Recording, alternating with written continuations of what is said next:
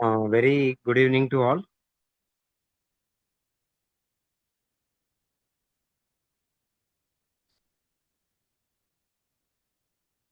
Ramesh sir, so shall we start?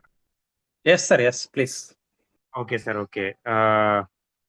ఒకసారి మీ video on చేయగలుగుతారా sir? I will take the filing purpose screenshot. Dear students, please on your videos.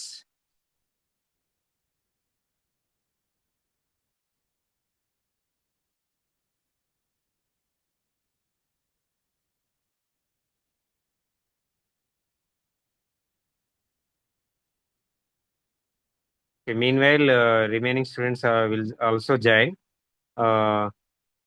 Ramesh sir మీది on చేశారా sir? Okay.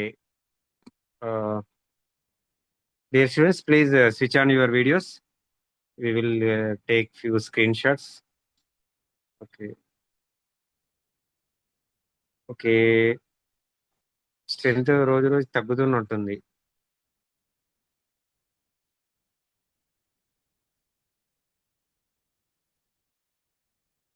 Okay, thank you all. Okay, we will start the session. Just a minute. Shall I start, sir? Okay, just a minute, sir, please. Okay. Very good evening to all. So, warm welcome to day 33 session, Income Tax and Basics of GST. So, today resource person is Dr. S. Ramesh, sir, Associate Professor of Commerce, Government Degree College, Nalakondapalli, Khammam District. So, Sara is served as a resource person for which subject, dear students? Please respond. Advanced accounting, sir. Yes, yeah, very good. So, advanced accounting. So, once again, sir also this will take the 2 sessions of this income tax part. So, remaining part will be Dr. Chandramouli sir, basics of GST. Total 4 sessions for this subject. So, basics of GST will introduce the new this year newly. Okay. So, thank you very much, sir, for accepting our request, rendering service as a resource person for this subject also. Thank you very much, sir. Thank you, sir. Thank you. So, please start the session, sir. Thank you. Okay. Thank you, sir. Thank you very much. And very good evening to the participants. Okay. Welcome back to my class. After almost 2 weeks, it seems I have taken that class. After taking that class, okay. So I explained about advanced accounting previously. The income tax was actually allotted to another resource person, but suddenly he dropped, and then the what you call those who are responsible for organizing this program, that is Naresh sir and Arjun sir and Srinivas sir, they requested me, and I agreed to take this session. Today's and tomorrow's session I will take regarding income tax. So first of all, what is income tax? What is tax? Please respond. What is tax? Tax అంటే ఏమిటండి? అంటే primary source of Yes, primary source of. What is tax? అంటే primary source of revenue sir for the government. Okay, very good. Primary source of revenue for the government. Why? What is the need to pay tax? Why taxes have to be paid to the government?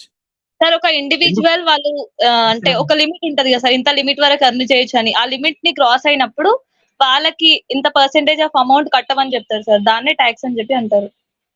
Okay, Srivani, Kondareddy Srivani, very good. Why? But why we have to pay tax? Huh? Yes. Sir government ని lead చేసానికి government can undertake some There was Okay. any problem. So Government undertakes certain. Government has to undertake certain activities. ఎన్నో Yes, sir. పనులు చేయాల్సి ఉంటుందంటే government. Policies and ఇప్పుడు మీకు scholarships వస్తున్నాయి, reimbursement వస్తున్నది, హాస్టల్స్ ఉన్నవి, గవర్నమెంట్ కాలేజీలు ఉన్నవి, రోడ్లు ఉన్నవి, several infrastructural that facilities means are being provided by the government. public welfare expenditures, sir. Yes, public welfare expenditure is there that has to be Yes, met sir. from the tax revenues. Okay, అందుకనే English లో ఒక quotation ఉందండి, only 2 things are certain in the world. ప్రపంచంలో 2 మాత్రమే ఖచ్చితం అని చెప్పచ్చండి. ఒకటి One is tax, death. One is tax and another one is death. అవి రెండింటిని ఎవరు తప్పించుకోలేరండి. Okay, so tax it is not a new concept. మీరు ఎన్నో సంవత్సరాల చరిత్రను చూస్తే రాజుల కాలంలో కూడా there was a tax even during kingdoms. అప్పుడు దాన్ని పన్ను అని వినవాలి సార్, పన్ను. అది కిస్తు అని రకరకాల పేర్లతో పిలిచేవాళ్ళు. అవి ఏమిటంటే మనకు ఏది వచ్చిన ధాన్యం రీతిలో, ఇప్పుడు లెక్క డబ్బు లేదు కాబట్టి there was no money then paddy or wheat or whatever it may be, whatever that was grown in the fields, the kings used to collect those grains as a tax to run the administration. So at least you should know the basics of taxation before going into income tax. What is the purpose of payment of tax? మనకు ఆదాయం వచ్చినప్పుడు చాలా సంతోషం అవుతుందండి, కానీ tax కట్టాల్సి వచ్చినప్పుడు మాత్రం చాలా బాధ అవుతుంది. మీలో ట్యాక్స్ పేయర్స్ ఉన్నారండి ఎవరన్నా? Anybody is paying tax? ఎవరు ట్యాక్స్ కట్టట్లేదండి? నో సార్, ఇంటి పన్ను సార్ ఓన్లీ హౌస్ పన్ను. Sir, indirect tax. We paying the indirect tax. We are paying indirect taxes. No, GST ఉంది కదా అన్నిటి మీద. అసలు ఒరిజినల్ గా ప్రతి ఒక్క ప్రోడక్ట్ పైన ఇండైరెక్ట్ గా పే చేస్తాం. సర్వీస్ ట్యాక్స్ ప్రొడక్ట్ మీద, ప్రతి ఒక్క సర్వీస్ మీద you are suppose to pay GST. You are paying GST, but you do not know how many rupees you are paying అనే particular product.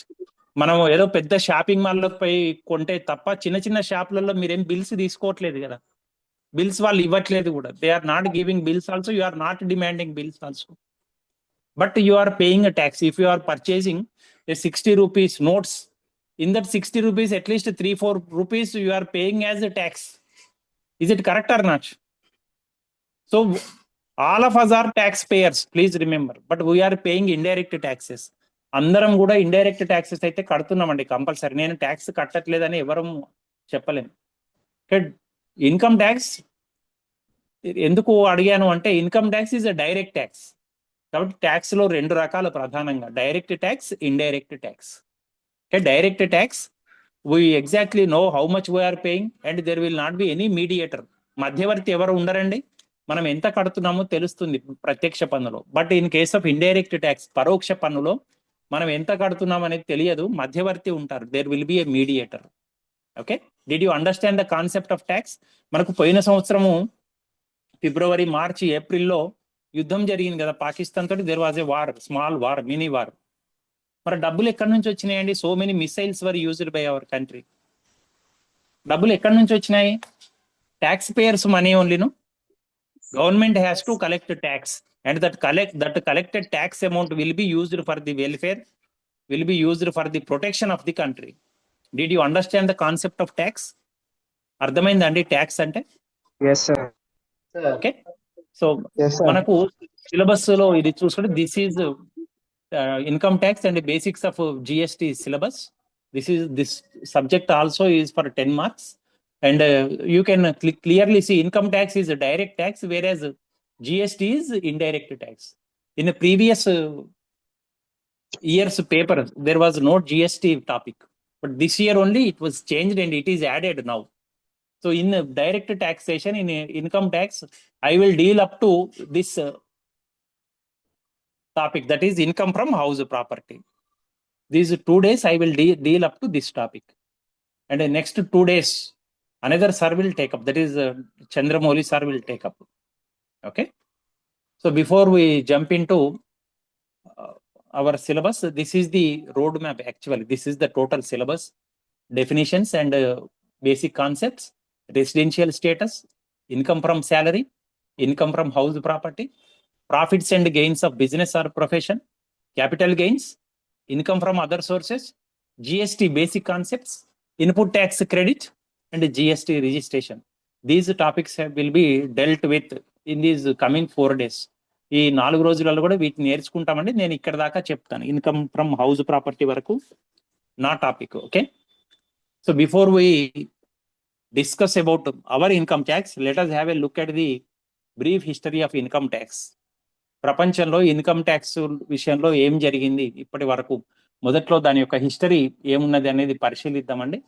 You can see first time in 1799 Britain introduced world first income tax.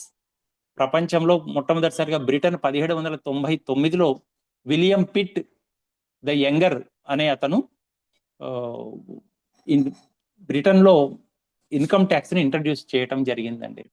Because వార్ని ఎదుర్కోవాలంటే whatever loss that was suffered, you have to recoup that loss, you have to provide for that loss, you have to get certain amount to face wars. So ఆ విధంగా 1799లో first time Britain introduce చేసిందండి. In 1802లో the tax is repealed, దాన్ని రద్దు చేయటం అనేది జరిగిందండి. ట్రీటీ ఆఫ్ అమీన్స్ ద్వారా రద్దు చేయటం అనేది జరిగింది, ట్యాక్స్ కట్టకుండా చేయడం జరిగింది. In 1803 again Henry Addington reintroduced this tax. Okay, then in 1842 Sir Robert Peel permanently re-established income tax in Britain.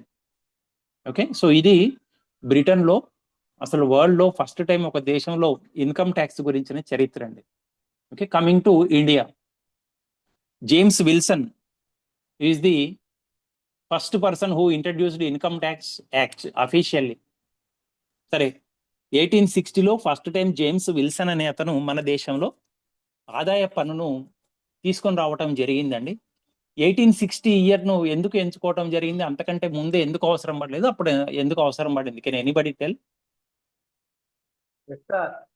అంటే 1857లో మనకు సిపాయిల తిరుగుబాటు అని జరిగింది కదా sir.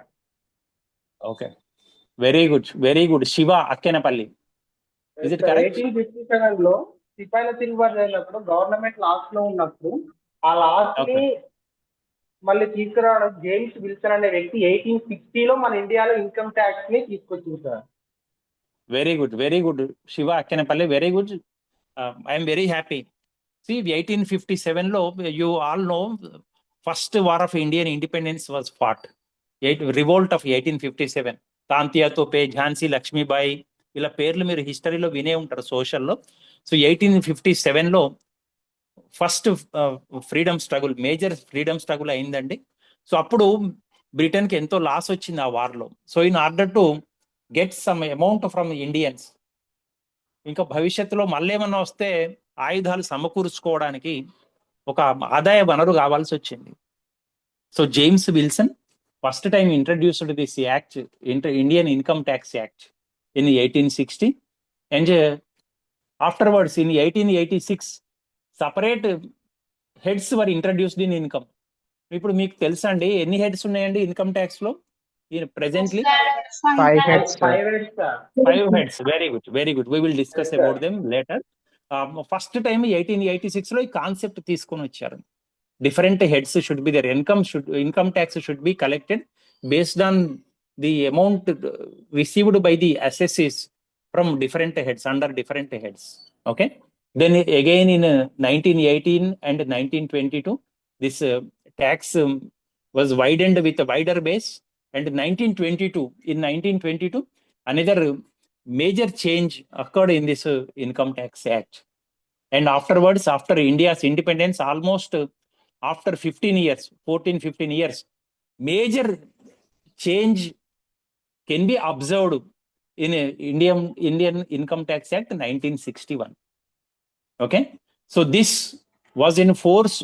Even today it is highly relevant, but so it covered various income tax provisions for almost 6 decades. If you are a keen follower of news reports, newspapers, then you can see in 2025 new income tax act was passed by the present government. In the last year's budget, new income tax act was introduced in the budget. Now we are following a new income tax act 2025. major changes have occurred and simplifying various procedures in Indian Income Tax Act. 1860లో James Wilson అనే అతను introduce చేసినాక అతను అందుకనే India's father of income tax అంటాను. Okay, 1886లో. తర్వాత 1922లో మేజర్ చేంజ్ అయింది, that is before India's independence.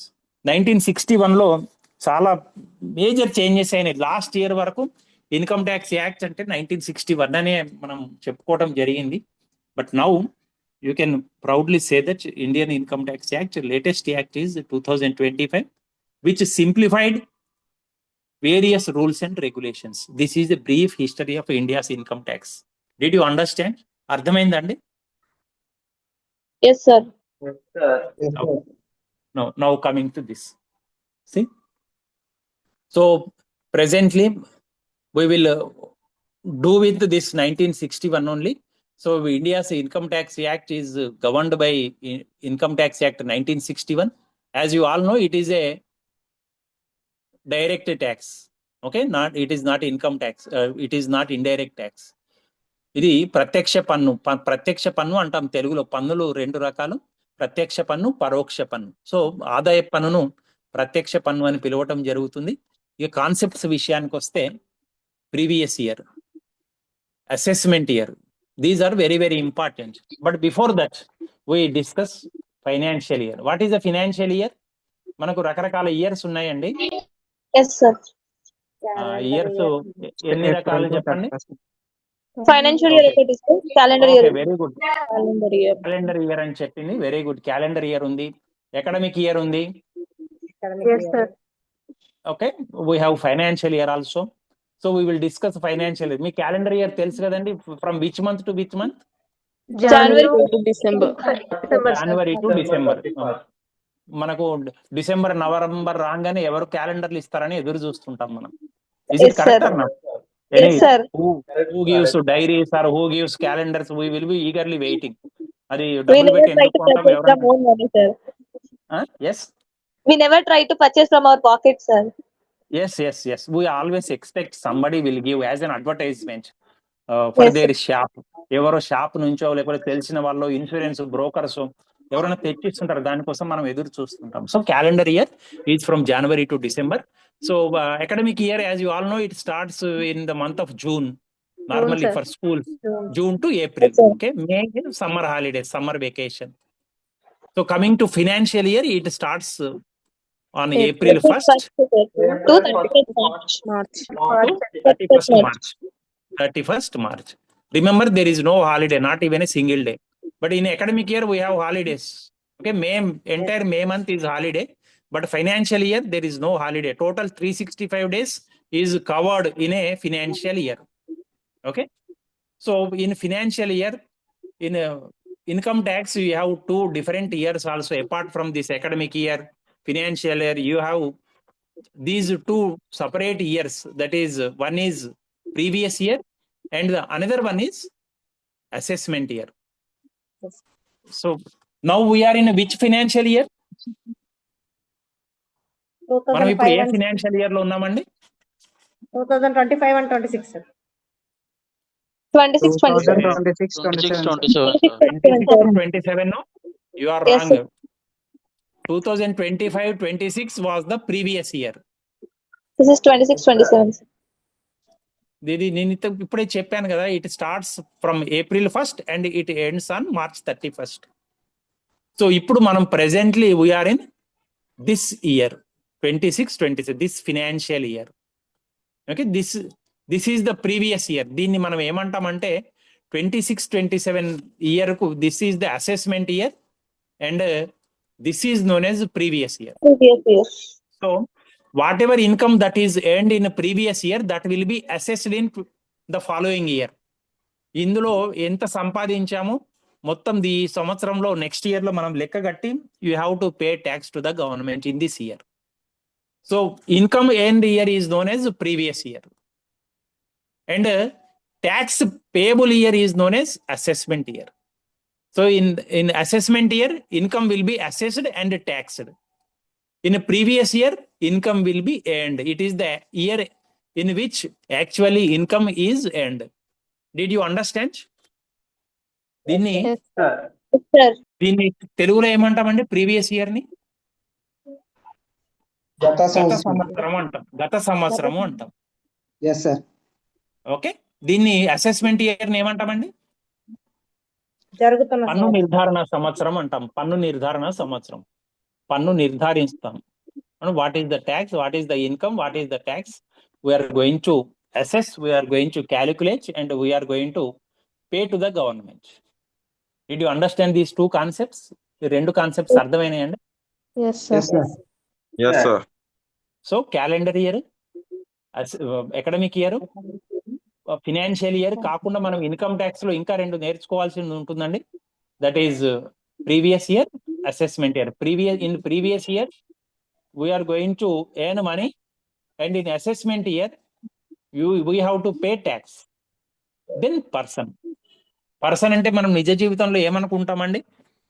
ఒక ఓన్లీ హ్యూమన్ వ్యక్తిని, బీయింగ్స్ అనుకుంటారు సార్. ఓన్లీ హ్యూమన్ బీయింగ్స్ నే మనం పర్సన్స్ గా గుర్తిస్తాము. కాబట్టి గుర్తుపెట్టుకోండి, మనము అబ్స్ట్రాక్ట్ గా ఎన్నో పదాలు వాడుతుంటామండి జీవితంలో, ఎన్నో కాన్సెప్ట్స్ అనుకుంటాం. కానీ ఒక్కొక్క సబ్జెక్ట్ని బట్టి అది మారుతుందండి. It depends on the subject, it depends on the actual situation. ఇప్పుడు ఒక మనిషిని చంపితే శిక్ష పడాలండి? Yes sir. If I kill a Yes, person sir. Shall I be rule ని పనిష్డ్? బట్టి రూల్ ని బట్టి అది- అక్కడ ఉన్న సిచ్యువేషన్ బట్టి ఉంటుంది సార్. అక్కడ ఉన్న పరిస్థితిని బట్టి ఉంటుందండి. నేను ఆర్మీలో పని చేస్తున్నాను అనుకోండి, చంపడం నా ధర్మం అండి. That is my duty there, that is my assigned duty. నేను చంపకపోతే వాడు నన్ను చంపేస్తాడు. ఆమె correct or not? Yes, sir. Yes, sir. Person అనేది మనం మామూలు జీవితంలో పర్సన్ అంటే ఒక నిజంగా రెండు చేతులు రెండు కాళ్ళు, ఫిజికల్లీ హ్యాండిక్యాప్డ్ కాకపోతే రెండు చేతులు రెండు కాళ్ళు ఉన్న వ్యక్తిని పర్సన్ అంటాం. But in income tax person implies individual. HUF, what is HUF? Hindu undivided undivided Hindu undivided family అంటే ఉమ్మడి హిందూ కుటుంబం అంటాం. ఫర్మ్, సంస్థ, company. What is AOP? Association of person. Association of very person, good, very good. What is BOI? Body of individual, very good, body of individuals, కొంతమంది సమూహము. Okay, local authority అంటే గ్రామ panchayat, municipality, corporation, anything. Okay, then artificial judicial person. What is an artificial judicial person? కృత్రిమ వ్యక్తి. ఎవరండి కృత్రిమ వ్యక్తి? ఎవరు ఉంటారండి? కంపెనీ. వెరీ గుడ్, కంపెనీ కావచ్చు. ఇప్పుడు మనం అనుకున్నట్టుగా లోకల్ అథారిటీ కావచ్చు, కంపెనీ కావచ్చు, కాలేజ్ కావచ్చు, మీరు చదువుకున్న కాలేజ్ కావచ్చు. Okay, so these Judicial person under the definition of person. Please remember person. అందుకనే మనం వ్యక్తి అంటే నేను ఇప్పుడు చెప్పినట్టుగా కాంటెక్స్ట్ ని బట్టి ఉంటుందండి. నేను చంపడం అనేది తప్పైనప్పటికీ ఆర్మీలో పనిచేస్తున్నప్పుడు చంపడం ధర్మం, దేశం కోసం చంపాల్సిందే. ఆర్ పోలీసుకు ఉన్నప్పుడైనా చంపాల్సిందే. ఎవరినో చంపడానికి ఒక వ్యక్తి ట్రై చేస్తున్నప్పుడు compulsorily as a police officer I'm suppose to kill that person. కాబట్టి అట్లనే పర్సన్ అనగానే మనం మామూలు జీవితంలో కాకుండా మీరు ఎగ్జామినేషన్ లో కూడా చూడండి, పర్సన్ అనగానే ఫస్ట్ ఆప్షన్ ఇండివిజువల్ అని ఇవ్వగానే అది పెట్టకూడదండి. You have to check other options also. A, B, C, D, all of the above అని ఉంటుంది. అది చెక్ చేసి you have to tick. Okay, did you understand? Is it clear to you? Yes, sir. Very clear. Clear. Okay, right. Coming to this assessee. Yes, who is assessee? Very good. మనం ఇంతకు ముందు assessment year అనుకున్నాం. చూడండి, assessment year నుంచి assessee, these words are interlinked. Assessment year లో మనం పన్ను కడతామని చెప్పాము, ఆ కట్టే అతన్ని అసెస్సీ అంటాం. But please remember, a person who has to pay tax is an assessee. అది మాత్రమే కాకుండా ఇంకెవరైనా అసెస్సీ అనొచ్చండి? ఎస్, ఎవరు అనొచ్చు? Whom can you call? ఇప్పుడు for example I will tell, నేను గత సంవత్సరం I paid 2 lakhs as tax, income tax. But I have to pay only 1,80,000. మొత్తం క్యాలిక్యులేషన్ చేసుకుంటే 1,80,000 కట్టాలని వచ్చిందండి. కానీ నేను 20,000 నేను ఎక్కువ కట్టానండి. I paid 20,000 more return. నేను ఇప్పుడు కట్టాల్సిన అవసరం లేదు కాబట్టి నేను అసెస్సీని కాదానండి? I not assessee then? Sir assessee. But next year కి ఫార్వర్డ్ SSC. చేస్తారు సార్, మిగిలిన అమౌంట్ ని క్యారీ ఫార్వర్డ్ చేస్తారు నెక్స్ట్ ఇయర్ కి. No no no, I will get a refund. నాకు రీఫండ్ వస్తుందండి, గుర్తుపెట్టుకోండి. నెక్స్ట్ ఇయర్ కి ఫార్వర్డ్ చేయరు. నెక్స్ట్ ఇయర్ నాకు అంత ఇన్కమ్ వస్తుందో లేదో కూడా తెలియదు. నెక్స్ట్ ఇయర్ నేను బతుకుంటానో కూడా తెలియదు. Is it is there any guarantee? No sir. No sir. మనకు రేపు ఏం జరుగుతుందో కూడా తెలియదు కదా. ఇప్పుడు నేను రేపు వచ్చే సంవత్సరం బతికుంటాను సార్, నెక్స్ట్ ఇయర్ నాకు కట్టండి అంటే కుదరదండి. Now only I will get a refund. So with refund I will get with an interest. నేను ఎంత ఎక్కువ కట్టానో, ఏ రోజున ఎక్కువ కట్టడం జరిగిందో ఆ రోజు నుంచి నాకు ఇన్కమ్ ట్యాక్స్ డిపార్ట్మెంట్ రీఫండ్ చేసే వరకు కూడా with interest the government will pay to me. So assessee is a person who has to pay tax and who is eligible to get a refund from the government. అర్థమైందండి? Assessee పన్ను చెల్లించవలసిన బాధ్యత మాత్రమే కాదు, ఎవరికైతే రీఫండ్ వస్తుందో అటువంటి వ్యక్తులు కూడా అసెస్సీనేనండి. నాట్ ఓన్లీ దట్, ఎవరికైతే నోటీసులు వస్తాయి కొన్ని సందర్భాల్లో, పన్ను ఎందుకు కట్టలేదు, అరే if any discrepancy is found, if any difference is found, income tax department, CBDT, Central Board of Direct Taxes, will issue a notice to me, a notice to the assessee. What is the discrepancy? Show the reason. You explain it properly. So in that case also I am deemed as assessee only. Please remember. అటువంటప్పుడు కూడా నన్ను assessee అనే అంటారండి. పన్ను కట్టాల్సిన బాధ్యత ఉండడం మాత్రమే కాదు, ఎవరికైతే రీఫండ్ రావాలనో, ఎవరికైతే నోటీసులు వస్తాయో, ఎవరికైతే ఇంకా ఇన్కమ్ ట్యాక్స్ డిపార్ట్మెంట్ నుంచి రకరకాల కమ్యూనికేషన్స్ ఉంటాయో, all of them we have to consider them as assessees only. Did you understand? Is it clear? Yes sir. Okay. Now coming to gross total income. మీకు ఇంతకు ముందు మనం అనుకున్నామండి, గ్రాస్ టోటల్ ఇన్కమ్ ఈజ్ ఎన్ని heads ఉంటాయి అనుకున్నాం మనం? 5 heads are there. 5 heads. If you add those 5 heads, whatever income that is received, that will be deemed as, that is termed as gross total income. స్థూల మొత్తం ఆదాయము అంటాము. అన్ని heads ను కలిపిన తర్వాత వచ్చే మొత్తం ఆదాయాన్ని స్థూల మొత్తం ఆదాయము అంటాం. దెన్ ఆ 5 heads ఏంటో మనం తర్వాత చూద్దాం. In the coming class we will discuss. Okay. Then total income. ఈ గ్రాస్ టోటల్ ఇన్కమ్ నుంచి కొన్ని డిడక్షన్స్ ఉంటాయండి. If you deduct those incomes, those expenditures, those expenses, then that income is known as total income. అవి section 80C నుంచి 80U వరకు ఉన్నాయండి, రకరకాల deductions. Okay. Mainly మీ అందరికీ తెలిసే ఉంటుందండి, nowadays we're following 2 types of regimes. New tax regime ఉంది, old tax regime ఉందండి. మీకు అది తెలుసు కదండి, ఈ కాన్సెప్ట్ తెలుసానండి? Old tax regime, new tax regime. కొత్త పన్ను విధానం ఉంది, పాత పన్ను విధానం ఉంది. దాదాపుగా ఈ పాత పన్ను విధానంలోనే ఇవన్నీ ఉన్నాయండి, 80C to 80U వరకు 99%. Okay. Then as I discussed already with you, financial year runs from 1st April to 31st March. Already we discussed this. Did you understand? Is there any doubt here? No sir. In this slide any doubt is there? No. Right. Thank you. అర్థమవుతుందండి? English Telugu రెండిట్లలో చెప్తున్నాను. Still if there is any doubt you can ask me. Okay? No sir. Okay. Right. సరే, మీరు ఈ Adam Smith ను వినే ఉంటారండి. You must have heard about Adam Smith, famous economist. Wealth definition ఇచ్చారు. Wealth definition he gave, and very good. He wrote a famous book. A very big book is there. The name of the book is very big. So it is popularly known as The Wealth of Nations. Wealth of Nations అనే ఒక పుస్తకాన్ని రాయటం జరిగిందండి. So అందులో he mentioned canons of taxation. అంటే పన్నులు ఎట్లా పడితే అట్లా అడ్డగోలుగా వసూలు చేస్తే ప్రభుత్వంకి వ్యతిరేకత అనేది వస్తుందండి. దెర్ విల్ బి, ఈ స్లైడ్లు కనపడుతున్నాయండి మీకు? Is it visible? దాని రాసిన వాక్యాలు అవి ఎవ్రీథింగ్ ఇస్ క్లియర్? ఓకే. అసలు అడ్డగోలుగా పన్నులు వసూలు చేస్తామంటే ఎవరు ఒప్పుకోరండి. ఎంత okay sir, in exam purpose which year is on the exam sir? Okay, from NN. Which year is on the exam ఏంటి? I did not understand your question. NN, you please unmute and ask the question directly. I am unable to understand your question. NN అనే అతను ఏదో message పెట్టారండి, అది నాకు అర్థం కావట్లేదు. You ask me directly the question. You unmute yourself and you ask me. Okay, right. Okay, again another sir in the exam. 2025. Okay, Income Tax Act. Okay. He mentioned it. సరే మనకు examination లో exactly వస్తే అడిగితే అంటే అతను అడిగిన question ఏంటంటే 1961 year అని పెట్టాలన్నా ఇన్కమ్ ట్యాక్స్ యాక్ట్ 2025 అని పెట్టాలన్నా. నేను ఇంతకుముందు డిస్కస్ చేశాను కదా 2025 ఆర్ 1961. సో మన దేశంలో అంత అంబిగ్విటీగా ఇవ్వరండి, క్వశ్చన్ క్లియర్ గానే ఉంటుంది. లేటెస్ట్ గా మేజర్ మాడిఫికేషన్స్ ఎప్పుడు జరిగినాయి అని ఇస్తే 2025 యాక్ట్ అని పెట్టండి. అసలు first time after India's independence when was a major changes can be observed in Indian income tax act అంటే 1961 అని పెట్టండి. Presently which income tax act we're following అని క్లియర్ గా అడిగితే, ప్రెసెంట్ లో అడిగితే ఇండియన్ ఇన్కమ్ ట్యాక్స్ యాక్ట్ 2025 అని పెట్టండి, ఇబ్బంది ఏం లేదండి. Okay, is it clear?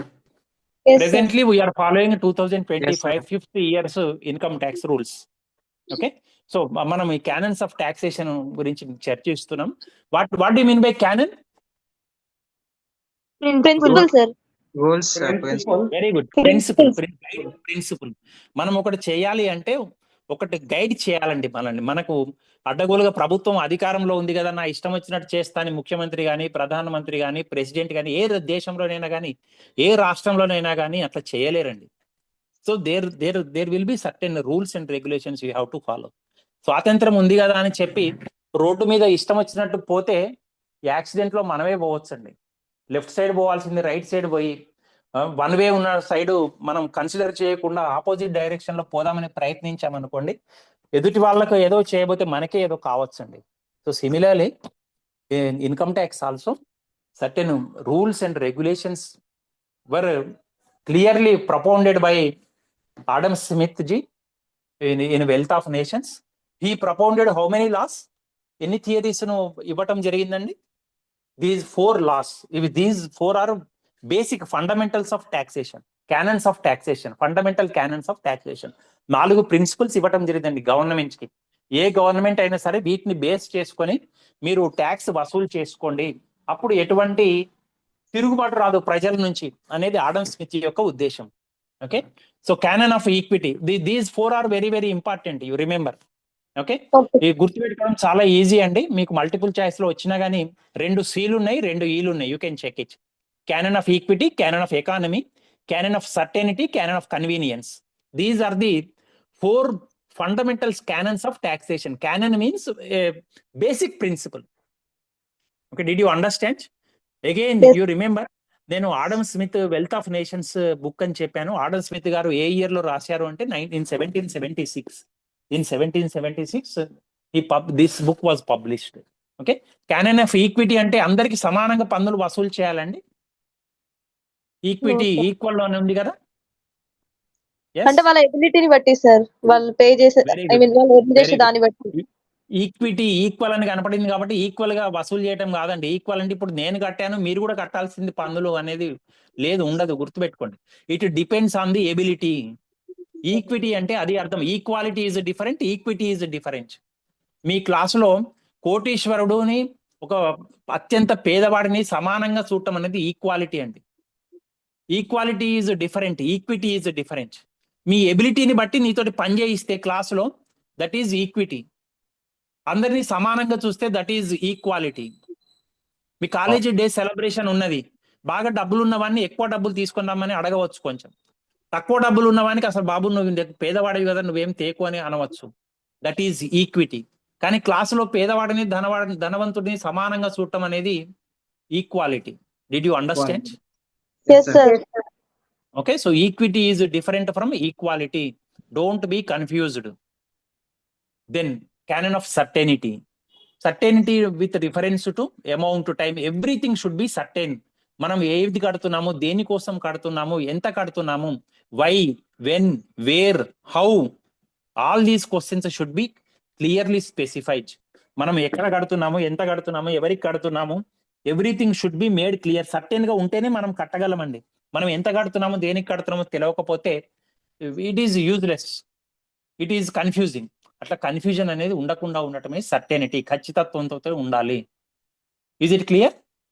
Yes, ఇప్పుడు sir. మీరు ఎగ్జామినేషన్ ఫీజు నోటిఫికేషన్ రాగానే సుమారు 500 కట్టమని అంటారా, ఎగ్జాక్ట్లీ 500 550 అంటారండి? Exact amount ఉంటుంది sir. They will mention exact amount, that is certainty.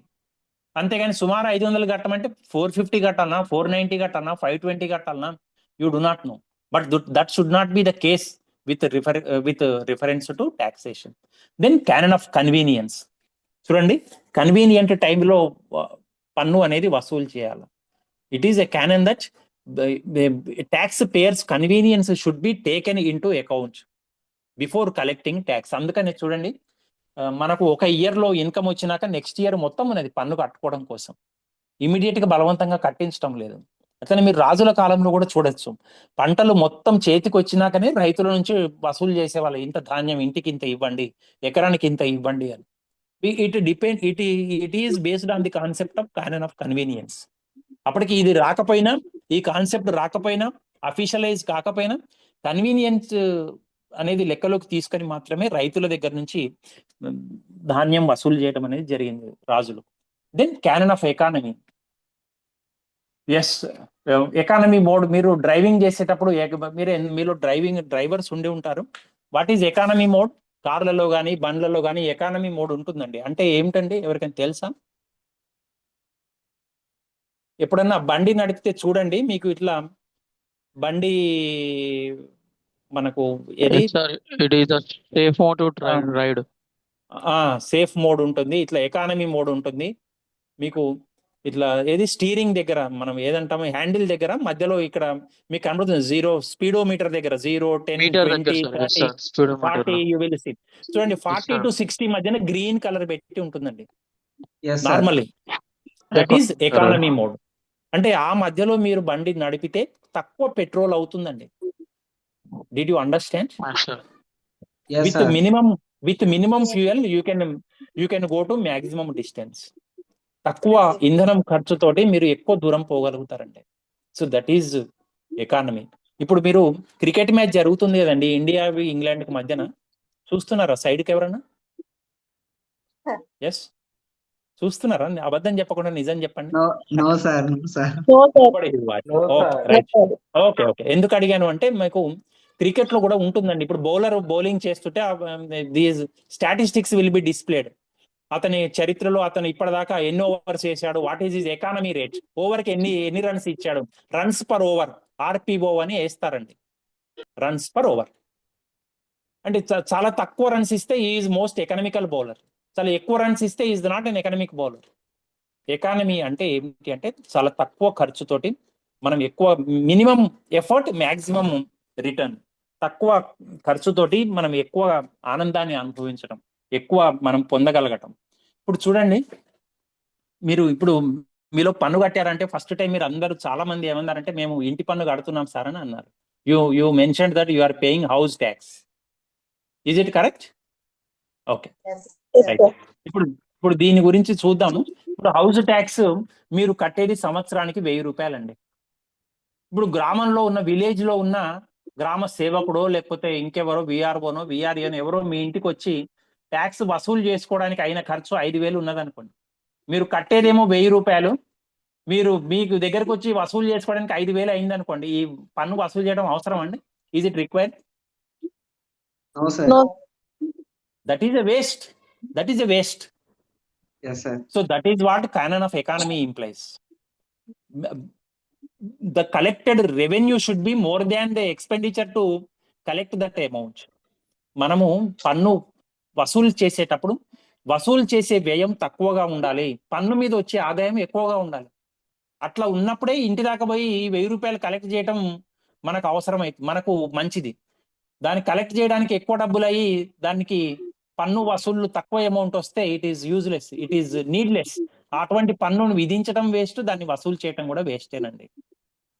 So canon of economy implies that revenue should be more as compared to the expenditure incurred in collecting the tax revenue. Did you understand? These are the, yes, అర్థమైందండి? ఇవి Yes, sir. ఇవి 4 fundamental concepts, basic concepts. These are propounded by Adam Smith. And subsequently ఇవి కాకుండా ఇంకా చాలా canons వచ్చాయండి. So is Adam Smith, you can recognise him. So canon of equity, certainty, convenience, economy, అవి కాకుండా ఇంకా రకరకాల క్యానన్స్ కూడా వచ్చాయి. But fundamentally these 4 are important, you remember them. Okay, so coming to next, this is an explanation. నేను ఏదైతే explanation ఇచ్చానో వాటికి సంబంధించిన ఇవి మళ్ళీ detail explanation. This I already explain. Okay, then coming to ప్రతి టాపిక్ మీద మీరు గతంలో కూడా అబ్జర్వ్ చేసి ఉంటారు. అడ్వాన్స్డ్ అకౌంటింగ్ చెప్పినప్పుడు కూడా నేను మీకు ఎట్లా చెప్పానండి, కాన్సెప్ట్ చెప్పాను. తర్వాత కొన్ని multiple choice questions discussed. Multiple choice questions discuss చేసినాక మళ్ళీ ఏం చూపించానండి మీకు? Yes, very good. Previous question papers లో ఆ టాపిక్ గురించి ఏమేమి క్వశ్చన్స్ వచ్చాయి అనేది కూడా మీకు చూపించాను గత 7-8 ఏళ్ళవి. So here also, now also we learned certain basic concepts related to income tax. We try to solve certain multiple choice questions. Then we go to the next session, that is previous question paper questions related to this topic. Did you understand? Ardhamaindandi? Yes, sir. Oh, right. Coming to this first question. Under the Income Tax Act 1961, the previous year refers to the ఏదండి answer ఏదండి? The year in which income is assessed, year in which income is earned. Always the calendar year chosen freely by the assessee. వీటిలో ఏది correct అండి? Correct అయింది బోల్డ్ చేశానండి, చూడండి. The year in which income is earned. Previous year and previous year లో సంపాదించడం జరుగుతుంది, assessment year లో కట్టడం జరుగుతుంది అని చెప్పాను. Okay, now as per section 2 of 31, person includes all of the following except HUF, Hindu Undivided Family, Company, AOP, Association of Persons, Body of Individuals, none, all are included. Yes, sir. All are included. Gross total income minus deductions under chapter 6th A gives total income. Okay, ఇంతకుముందు చెప్పాను GTI నుంచి మనము deductions 80C నుంచి 80UB deduct చేస్తే you will get total income అని చెప్పాను. Then the financial year for income tax purpose runs from 1st April to 31st March. Okay, so these questions are designed from the fundamental concepts, basic concepts దగ్గర నుంచి derive చేసుకొని మనం ఇప్పటిదాకా discuss చేసుకున్నవి చర్చించడం అనేది జరిగిందండి. We will see next part. This is previous year question. What are the canons of taxation? Last year వచ్చిన question అండి ఇది, 2025. You can check here. Yes, sir. Direct canons అంటే ఏంటి అని అడిగారు సార్. డైరెక్ట్ గా what do you mean by canons of taxation అని అడగటం జరిగింది. You can see this was given in the previous years, last year's question paper. Taxation canons అంటే principles of taxation. మీకు చెప్పాను కొన్ని ఫండమెంటల్ ప్రిన్సిపల్స్, వాటిని మనం తప్పించకూడదు. They are not types of taxes, they are not methods of taxation, they are not sources of tax revenue, but they are principles, fundamental principles, guiding principles of taxation. ఒక ప్రభుత్వము పన్నులు ఏ విధంగా విధించాలి అనడానికి guiding principles గా వాటిని వాడుకోవటం అనేది జరుగుతుంది. So similarly in 1961 Indian Income Tax Act, actually Income Tax Act 1961 came into force with effect from, remember, it came into effect from 1st April 1962.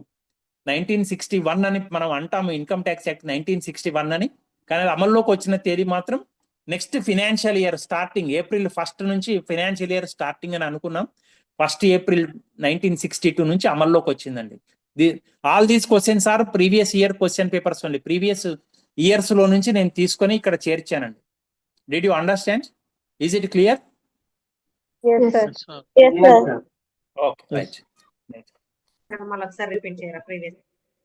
Okay, see మనము ఇన్కమ్ ట్యాక్స్ యాక్ట్ 1961 అని అంటాము, కానీ అది అమల్లోకి వచ్చింది మాత్రం 1st April 1962 నుంచి అండి. చెప్పేటప్పుడు ఎందుకంటే income tax financial year act start అయింది కదా 1961 first. అంటాం. Yes please. అంటే ఫైనాన్షియల్ ఇయర్ 1962 లో స్టార్ట్ అయింది కదా సార్, 1961 లో ఫస్ట్ నుంచి అమల్లోకి వచ్చింది.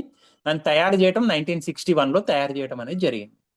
Okay, so it came in to force. Indian income tax act 1961 came in to effect from the date of 1st April 1962. Okay, ఇది కూడా లాస్ట్ ఇయర్ క్వశ్చన్ పేపర్ ఏనండి. Question paper question, what is the purpose of calculating gross total income? స్థూల మొత్తం ఆదాయాన్ని ఎందుకు లెక్కిస్తారండి? పన్ను విధించడానికి ఉన్న ఆదాయం ఎంత ఉన్నదో తెలవడం కోసం, to calculate taxable income. Okay, income ను మొత్తము అసలు క్యాలిక్యులేట్ చేస్తే మనం ట్యాక్సబుల్ ఇన్కమ్ ఎంత ఉన్నది అనేది తెలుస్తుందండి. So that is why you are going to calculate gross total income so as to assess the taxable income, so as to calculate the taxable income. Okay, so this is also previous year's question papers question. Now coming to second topic, that is residential status. ప్రధానంగా గుర్తుపెట్టుకోవాల్సింది, మన దేశంలో పౌరసత్వము ఆధారంగా పన్ను విధించడం అంటూ ఉండదండి. Residential status, నివాస ప్రతిపత్తి ఆధారంగా నిర్ధారించడం అనేది జరుగుతుంది. Is it clear to you? Yes, sir.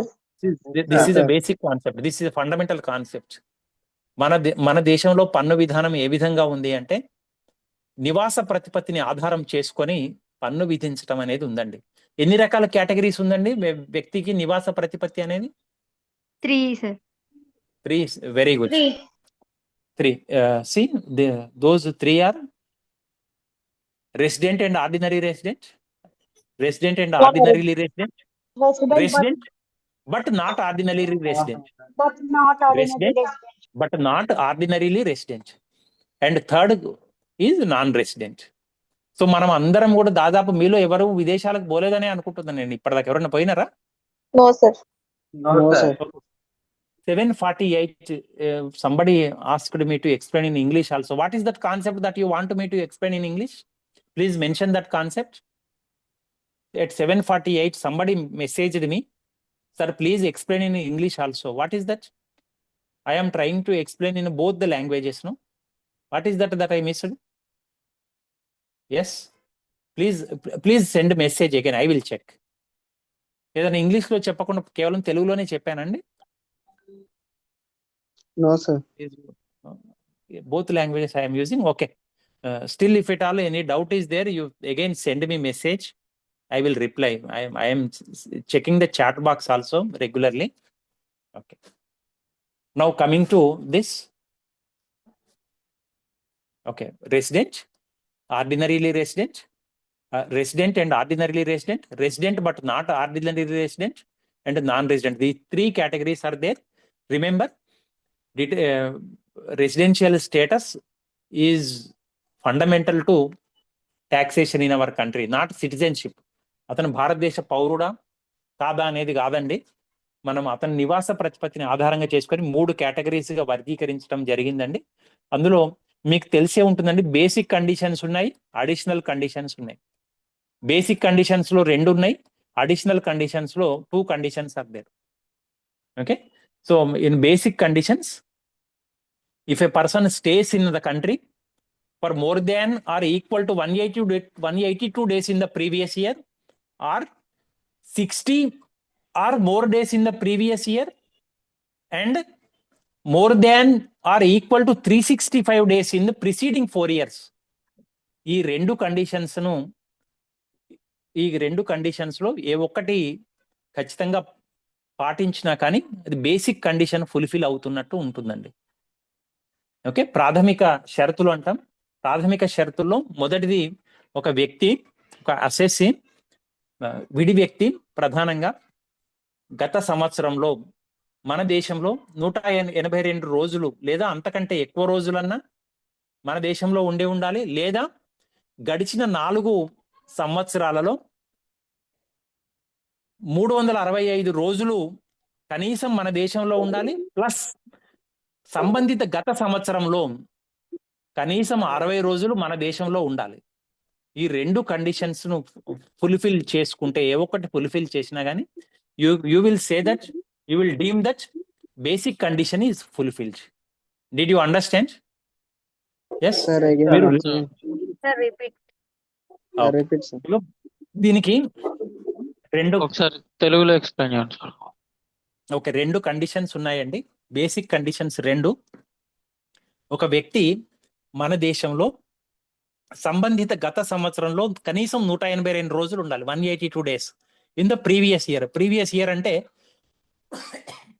Sorry excuse me, presently we're in 2026-27 year. Previous year to this one is 2025-26.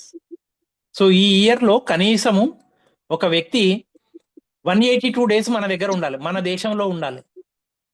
Okay, in the previous year a person should be staying in the country for at least 182 days. Or అథవా అది కాకపోతే in the previous year at least 60 days మన దగ్గర ఉండాలి. ఇది కాకుండా దీంతో పాటుగా ఇంకొకటి, గత 4 ఏళ్లలో 365 days కనీసం మన దగ్గర ఉండాలి. గత 4 ఏళ్ళు అంటే 25-26, 24-25, దెన్ 23-24,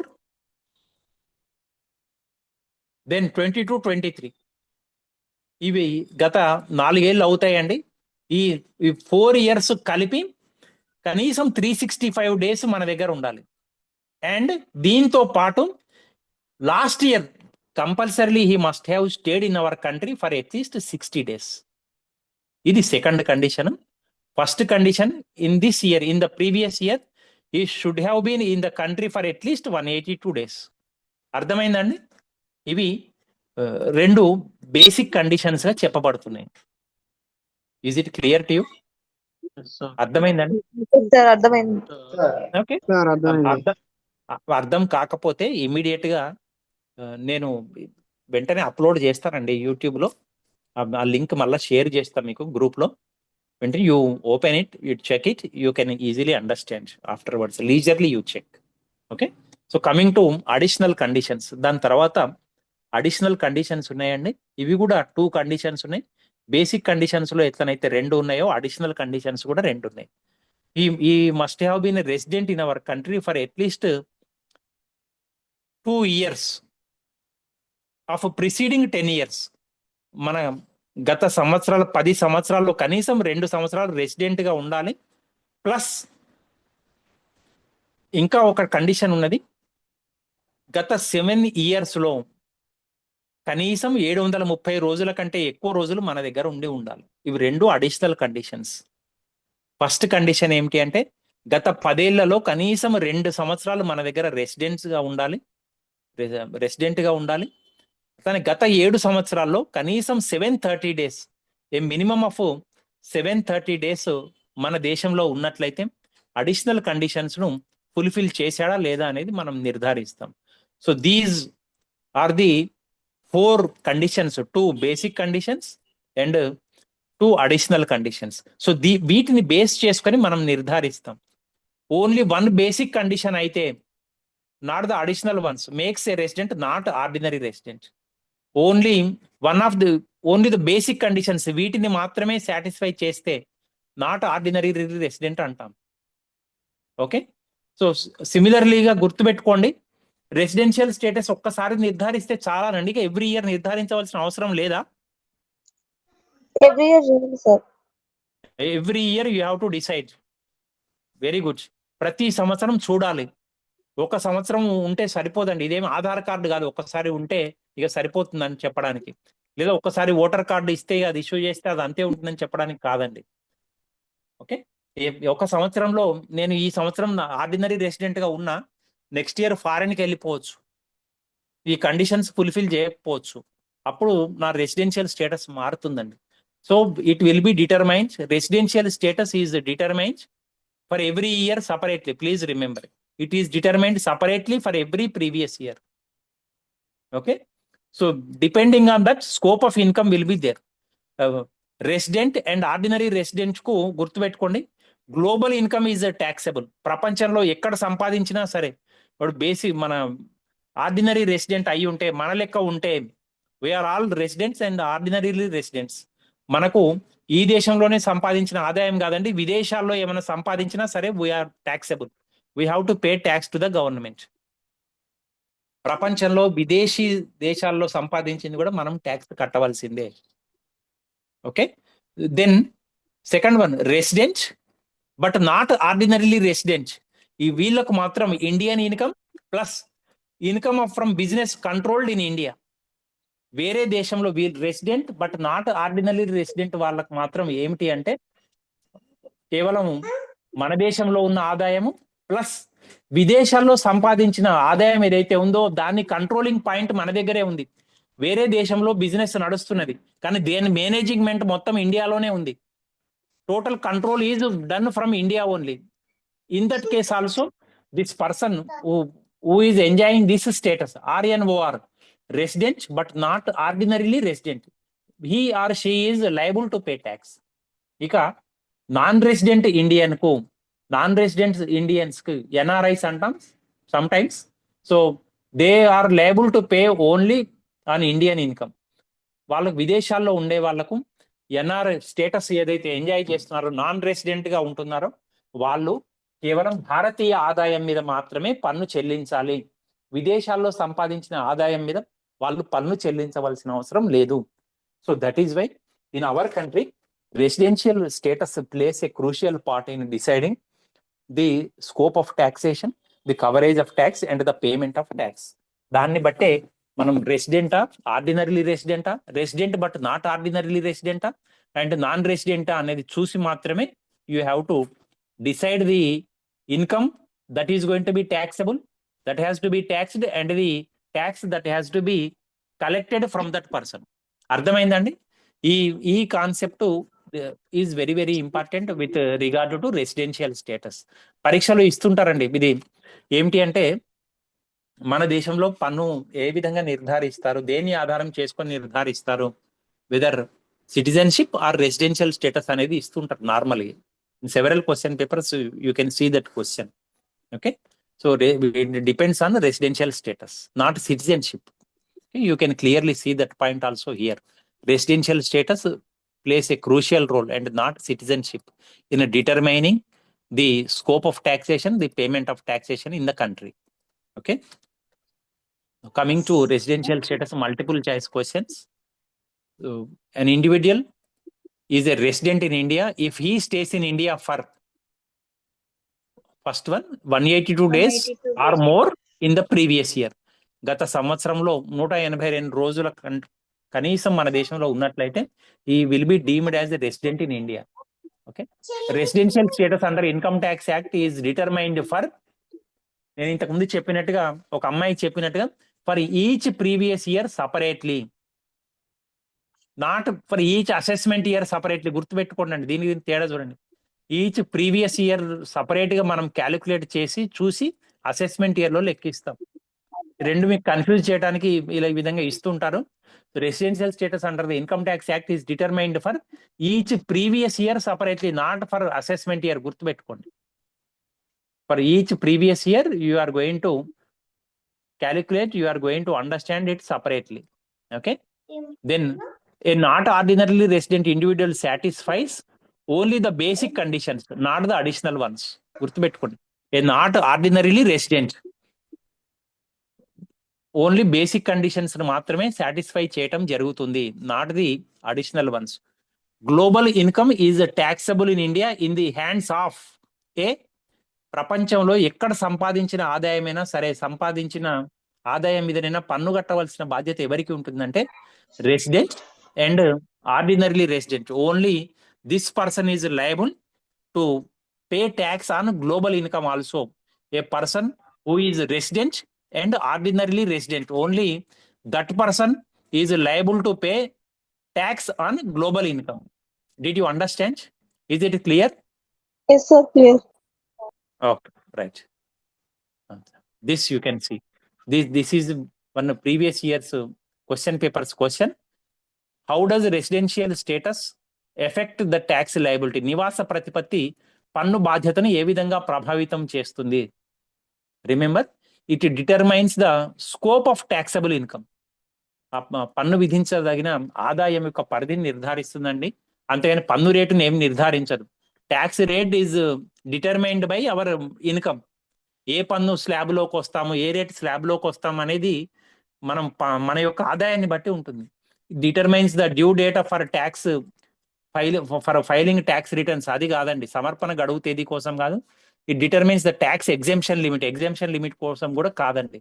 మన యొక్క పన్ను పరిధి ఏ ఆదాయం మీద పన్ను విధించాలి అనేది తెలుసుకోవడం కోసమే you are going to discuss about this residential status. Okay, so next question, the basis of determination of total income of person is, you can see అడుగుతుంటారని చెప్పాను. గతం 2023 లో జరిగిన క్వశ్చన్ పేపర్ లో ఇది వచ్చిందండి. Citizenship in India or his residential status in India, both A and B, none of the options. As I mentioned, total income is determined by his residential status in India. భారతదేశంలోని నివాస ప్రతిపత్తిని ఆధారం చేసుకొని ఒక వ్యక్తి పన్ను చెల్లించాలా, ఎంత దాని స్కోప్ మొత్తం కూడా దీని కిందకే వస్తుందండి. Okay, so it is 8 now. In the next class we will discuss this gross total income concepts and the heads. So income tax కు సంబంధించిన బేసిక్స్ నేర్పించారండి. In tomorrow's class we will discuss about income from salaries and income from house property. అప్పటి వరకు మీరు ఒకసారి revise చేసుకోండి నేను వాళ్ళు చెప్పింది. ఎట్ ది సేమ్ టైం నేను మీకు ఇంతకుముందు చెప్పాను 5 హెడ్స్ ఉన్నాయని మనం డిస్కస్ చేసుకున్నాం. మీరు సెకండ్ ఇయర్ లో నేర్చుకొని ఉంటారు income tax. The 5 heads are income from salaries, income from house property, profits and gains of business and profession, income from capital gains and income from other sources. These are the 5 heads. Okay, నేను మీకు introduction లోనే చెప్పినట్టుగా I will deal with these 2 topics. Remaining 3 and GST will be dealt by another lecturer. Did you understand? Yes, Is sir. it clear to you? Yes, sir. Yes, sir. Okay. Are there any doubts? No, sir. No, sir. Everything is clearly explained. Thank you so much, sir. Okay, thank you. Just a minute. Good evening, sir. I kindly request you to please provide the TS Genco 2018 question paper. It will be very helpful for my exam preparation. Teju, very good. JAO 2018 question paper ను మాకు share చేయండి sir, అది మాకు చాలా use అవుతుంది అన్నారు examination లో. Compulsorily I will try to get it in tomorrow's class. If I could get it I will share in the group. నేను కంపల్సరీ రేపు క్లాస్ లో అది కూడా ఎక్స్ప్లెయిన్ చేయడానికి ట్రై చేస్తానండి. ఓకేనా, అది ఎట్లుందో మీకు చూపిస్తాను at least if I get it. Teju, thank you very much. అట్లా మీరు ఇంట్రెస్ట్ చూపిస్తే I will be very happy. నేనే కాదండి, ఎవరు చెప్పే రిసోర్స్ పర్సన్స్ ఎవరైనా సరే మీరు యాక్టివ్ గా పార్టిసిపేట్ అయ్యి రిప్లైస్ ఇస్తూ మాకు ఇంకా ఇది ప్రొవైడ్ చేయండి అంటే we feel very happy and we come with more preparation. Okay, so thank you very much. Any doubts are there still? No, sir. Okay, thank you. I am ending the meeting then. Okay. Okay, sir. Thank you very much.